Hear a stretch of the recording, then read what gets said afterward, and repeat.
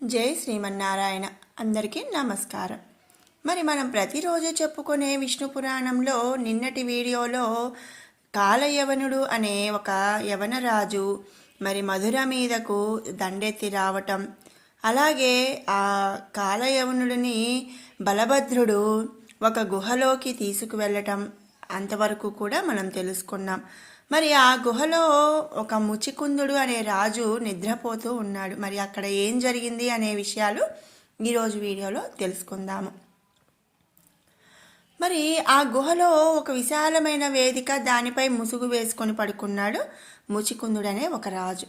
ఆయన కొంతకాలం క్రితం దేవదానవులకు జరిగిన యుద్ధంలో దేవతల పక్షాన ఉండి రాక్షసులను తునుమాడి దేవతల వల్ల 2 వరాలైతే పొందాడట. ఆ 2 వరాలు ఏమిటి అంటే, యుద్ధశ్రమ తీరేట్లు చాలా కాలం సుఖనిద్రపోవడం, మరి నిద్రలో ఉండగా వచ్చి బలాత్కారంగా లేపిన వారు తన కోప దృష్టిచే వెంటనే చనిపోవటం. అలా నిద్రలో ఉన్న ముచికుందుణ్ణి చూసి కాలయవనుడు కృష్ణుడే అనుకొని ఎడమకాలితో తన్నాడు. ఆ తాపుతో ముచికుందుడు మేల్కొని కోపించి చూడగా ఆ చూపులోంచి వచ్చిన కోపాగ్ని జ్వాల తగిలి యవనరాజు నిలువుగా కాలి బూడిదై కింద పడిపోయాడు. మరి చాటుగా ఉన్న కృష్ణుడు ముచికుందుని ముందుకు వచ్చాడు. ఇక కృష్ణుడు ఆ ముచికుందుడనే రాజు ముందుకి రాగానే, ఎవరు నువ్వు అని రాజు ప్రశ్నించాడు. వసుదేవుడు అనే యాదవుని కొడుకును, నన్ను కృష్ణుడు అని అంటారు. ఆ మాట విని ముచికుందుడు చప్పున లేచి కృష్ణునకు సాష్టాంగ నమస్కారం చేసి స్తుతించాడు.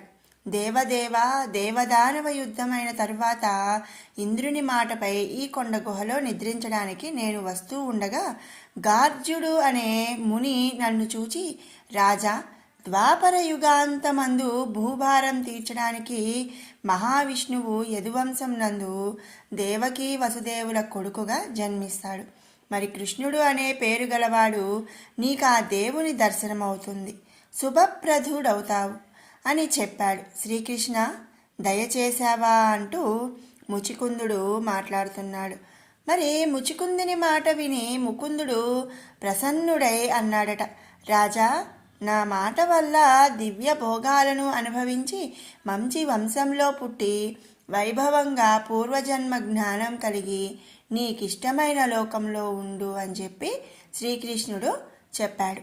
తరువాత జన్మాంతమందు మోక్షం పొందు అని వరాలిచ్చి బయటికి వచ్చి వెళ్ళిపోయాడు శ్రీకృష్ణుడు. రాజు వెలుపలకు వచ్చి నలువైపులా చూశాడు. స్వల్పంగా ఉన్న జనసమూహాన్ని చూశాడు. ఓ, ఇక కొన్నాళ్లకి కలియుగం ఆరంభమని తెలుస్తుంది. స్వజనం మధ్య ఉండలేను అని అసహించుకొని గంధమాదనగిరికి పోయి తపస్సు ఆర్యను ఆరంభించాడు.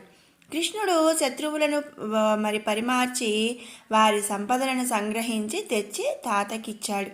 ఆ విధంగా కృష్ణ సంరక్షణలో యాదవ వంశం అభ్యుదయాభివృద్ధి గలదై రాణించింది. అలా ఉండగా ఒకనాడు బలభద్రుడు కృష్ణునితో చెప్పి గోకులం వెళ్ళాడు. యశోదానందులకు నమస్కరించి గోపకులను పలకరించి కానుకలు ఇచ్చి గోపికలకు వస్త్రాలను ఇచ్చి ఆనందంగా విహరిస్తూ ఉండగా ఒకనాడు వరుణుడు వచ్చాడు. బలరామునకు వివిధ మణిమయ భూషణాలిచ్చి ఇష్టాగోష్ఠి కూడా జరిపాడు. కొంతసేపు అయిన తర్వాత బలరాముడు అడిగాడు, ఏమయ్యా, ఒక కాలంలో నీ నుంచి వచ్చిన వారునిని సేవిస్తారు కొందరు పెద్దలు, దానివల్ల కలిగే ఫలం ఏమిటి అని చెప్పి బలరాముడు అడిగాడు. వరుణుడు ఇలా చెప్తున్నాడు, దేవదానవులు అమృతం కోసం పాల సముద్రాన్ని తరుస్తూ ఉండగా అమృతం కన్నా ముందు వచ్చింది అది. రోగాలను పోగొడుతుంది, బలవృద్ధిని కలిగిస్తుంది, ఆనందంగా విహరించేటట్టు చేస్తుంది. దానిని సేవిస్తూ కదా దేవదానవులు పరమానందంగా కాలం గడుపుతున్నారు. మరి సురను సేవించని వారు బ్రతుకు ఒక బ్రతుక. నువ్వు కూడా నేటి నుంచి సురాపానం చేస్తూ ఉండు అని కొనియాడి వారుని కలసు బృందావన మందున్న ఒక చెట్టు తొర్రలో ప్రతిష్ఠించి వెళ్ళిపోయాడంట. ఒకనాడు బలరాముడు తన వారితో ఆ ప్రాంతమందు తిరగడానికి రాగా గాలికి ఎగిరి బలరామునికి ఆసక్తిని కలిగించింది. వెంటనే అలా వచ్చిన వైపు వెళ్ళి వేపవృక్షం తొర్రలో ఉన్న వారుని కలశం తీసుకున్నాడు. ఇది వరుణుడు ఉంచినదే అని భావించాడు. కొందరు గోపికలు కూడా వింత పలుకులతో విలాసాలతో విర్రవీగుతున్నట్లు నటించనారంభించారు.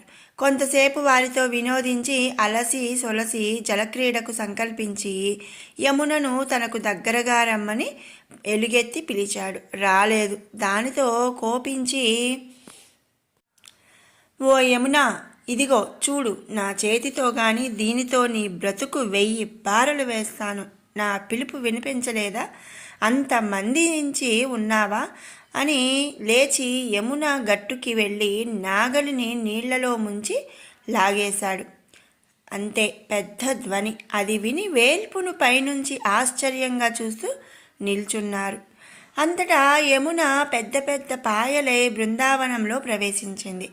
బలరాముడు భార్య అయిన రేవతితో గోపికలతో ఆ నీళ్లలో జలక్రీడలాడుతుండగా వారి ఆటలు సహించలేక యమున నిజరూపంతో ఎదుట నిలిచి బ్రతిమాలింది. సరే, భయపడకు, వెళ్ళు అని జలక్రీడలు ఆపి బృందావనంలో రేవతితో వినోదిస్తూ ఉన్నాడు బలరాముడు. ఇలా వినోదిస్తూ ఉండగా ఒకనాడు వరుణుడు నల్ల కలువవన్ని తలపాగా, కనకరత్న కుండలాలు, నీలాంబరాలు, మరి తెల్లని పట్టుగొడుగు ఇచ్చి వెళ్ళగా బలరాముడు ఆనందించి వాటిని ఉపయోగిస్తూ 2 మాసాలు గోకులంలో గడిపి కృష్ణ సందర్శనకు హలంతో ద్వారకకు వెళ్ళాడు. ఆ కాలంలో మరి విదర్భదేశాధీశుడు కుండినపురంలో నివసిస్తున్నవాడు భీష్మకుడు అనే ఒక రాజు. అతనికి పెద్ద కొడుకు రుక్మి, ఒకే ఒక్క కూతురు, పేరు రుక్మిణి. ఆమె రూపరేఖా విలాసాలకు ముమ్మరించి ఎందరో రాకుమారులు తనకని అడిగించేవారు. కానీ ఎవరి కోరిక కూడా తీరలేదు. కృష్ణుని వరించాలని రుక్మిణి నిశ్చయం.